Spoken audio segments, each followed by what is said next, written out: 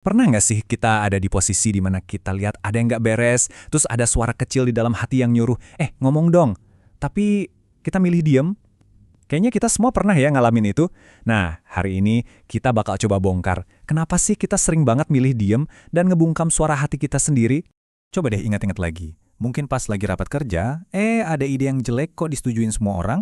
Atau pas lagi kumpul bareng temen, terus ada gosip yang nyakitin hati mulai kesebar. Di momen-momen kayak gitu, kita kan punya pilihan. Tapi ya itu, seringnya kita milih diam. Dan ini bukan berarti kita orang jahat loh. Ini manusiawi banget. Yuk kita cari tahu kenapa. Ternyata, jawaban dari keheningan kita itu bukan cuma soal kita ini pemberani atau pengecut. Bukan itu. Ada sudut pandang yang menarik banget yang bilang kalau ini semua itu balik lagi ke satu hal. Apa sih yang sebenarnya kita anggap paling berharga dalam hidup? Pilihan kita buat diam atau bicara itu ternyata jadi ujian sejati dari prioritas kita. Oke, jadi pertama-tama, kita harus paham dulu nih, ada satu tugas yang sifatnya universal. Ini bukan sesuatu yang cuma buat para ulama atau pemuka agama aja. Ini adalah pondasi yang berlaku buat kita semua, tanpa terkecuali. Konsep ini namanya amar ma'ruf nahi mungkar. Artinya simpel banget sebetulnya. Ngajak yang baik dan nyegah yang buruk. Coba deh, anggap ini bukan sekadar anjuran, tapi kayak pilar yang nopang sehatnya sebuah masyarakat. Tanpa ini, kebaikan jadi susah tumbuh dan keburukan bakal merajalela. Nah, ini nih poin kuncinya. Tanggung jawab ini tuh bukan cuma milik para ahli agama. Ini panggilan buat setiap individu. Mau kita muda atau tua, laki-laki atau perempuan, selama kita jadi bagian dari sebuah komunitas, ya kita punya peran buat ngejaga kebaikannya. Dan kutipan ini ngerangkum semuanya dengan, wah indah banget. Kita nggak perlu nunggu jadi ahli dulu buat berbuat baik. Cukup sampaikan satu kebenaran yang kita yakini. Sekecil apapun ilmu kita, kalau itu benar, kita punya tanggung jawab buat nyampein itu. Oke, kalau ini emang kewajiban kita semua. Pertanyaannya kan jelas, kok kita sering banget menghindar? Nah, sekarang kita bakal bongkar ilusi di balik alasan-alasan yang sering kita bikin. Kita akan masuk ke psikologi di balik penghindaran kita. Percumalah ngomong juga. Ini mungkin alasan paling umum ya. Kita kayak ngebangun tembok di pikiran kita sendiri, ngeyakinin diri kalau suara kita nggak bakal didengar. Ngapain capek-capek, toh nggak bakal ada yang berubah juga. Terus ya tentu aja, rasa takut. Takut dibilang sok suci, takut ngerusak pertemanan, takut mulai konflik yang nggak perlu. Kita ngebayangin skenario terburuk di kepala kita, dan rasa takut itu udah ngelumpuhin kita, bahkan sebelum kita nyoba. Dan yang terakhir, jurus cuci tangan. Kita bilang, itu bukan urusan gue. Kita narik garis batas yang nyaman, nempatin masalah itu di luar sana, dan sengaja ngelepaskan diri dari tanggung jawab moral kita. Dan yang menarik, ternyata semua alasan ini ada istilahnya loh. Alasan al-baridah atau alasan dingin. Kenapa dingin?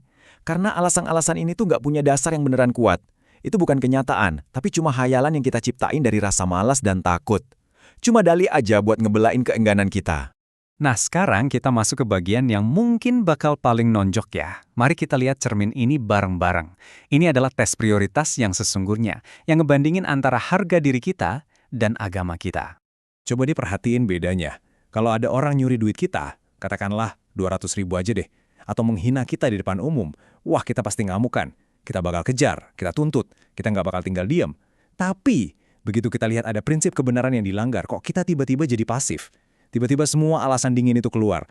Bukan urusan saya, nanti malah jadi masalah.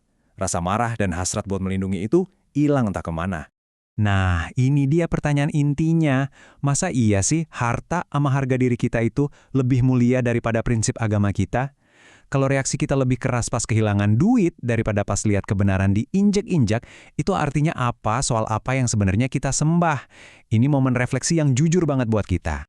Oke, kita udah identifikasi masalahnya. Terus solusinya gimana? Kuncinya itu bukan marah-marah atau main hakim sendiri. Jawabannya ada di tindakan yang bijaksana. Dan ini ada urutannya, nggak bisa dilompat-lompat. Semuanya mulai dari diri sendiri dulu. Kita udah nerapin standar ini ke hidup kita belum? Kalau udah, baru lingkaran pengaruh kita gerak ke keluarga terdekat. Baru setelah itu kita bisa ngomongin komunitas yang lebih luas. Soalnya kan nggak mungkin kita bisa bersihin halaman orang lain kalau halaman rumah kita sendiri masih berantakan. Ini perubahan mindset yang krusial banget. Niat kita itu seharusnya bukan karena kita marah sama orangnya atau merasa lebih suci. Niatnya adalah girah, rasa cemburu yang melindungi. Kita nggak benci sama orangnya, kita benci sama perbuatan salah yang lagi ngejerat dia. Tujuan kita itu bukan buat ngejudge, tapi buat nyelamatin mereka dari perangkap itu. Analogi ini ngejelasinnya dengan sempurna banget. Kalau Anda lihat ada orang di pinggir atap gedung, siap-siap mau loncat, apa Anda bakal diam aja karena takut nyinggung perasaannya? Ya enggak lah, kita pasti bakal teriak sekenceng mungkin. Nah, harusnya gitu cara kita mandang dosa, sebagai bahaya nyata yang ngancam seseorang, dan tugas kita adalah nyoba narik dia balik ke tempat aman.